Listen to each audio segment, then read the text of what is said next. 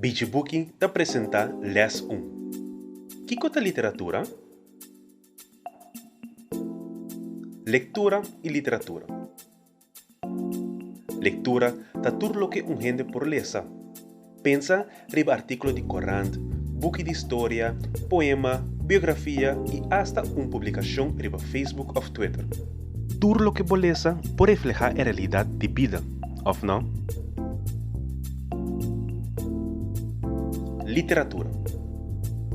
Literatura da história maioria viaja inventa, pues no real. O autor ta expressa sua ideia, seu pensamento e sua emoção durante inventar história e sucesso fictício.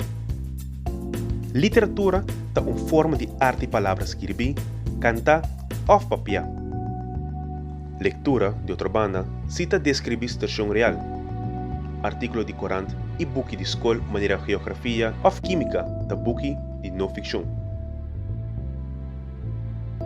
Essa aqui dá-se diferença entre leitura e literatura.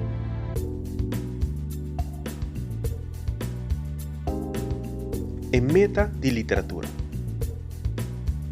A meta principal de literatura é para permitir a humanidade expressar e generar uma experiência estética para meio do processo de escrever ou papel. Em realidade, nós propisa que a literatura é uma arte, arte de expressão general. Também usa a literatura para contar história, expressar manifestação e muito mais. Componente que te ajuda a criar bom obra literária é o ponto de saída, o valor e a meta que o autor quer lograr com ele.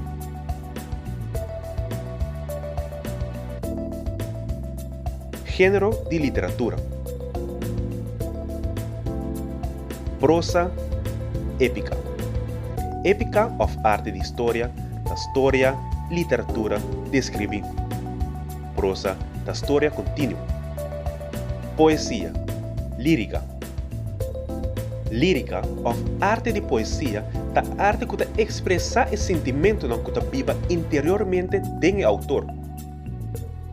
Teatro, dramática.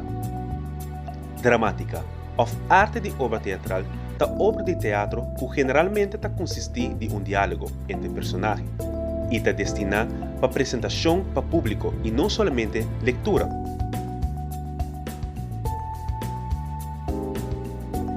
Já quando se conhece tipo de gênero de literatura, melhor que mencionar algum exemplo de épica. Obra da maneira Harry Potter, Benjo da Rebeldia, Changá, História de Capacora, Broadcapia, e Pisca de mais bonita de la mar. Aqui está algum de autor que escreve arte de poesia. Autor na maneira Federico Garcia Lorca, Angel Stamper, Pierre Laufer, Christian Schorea,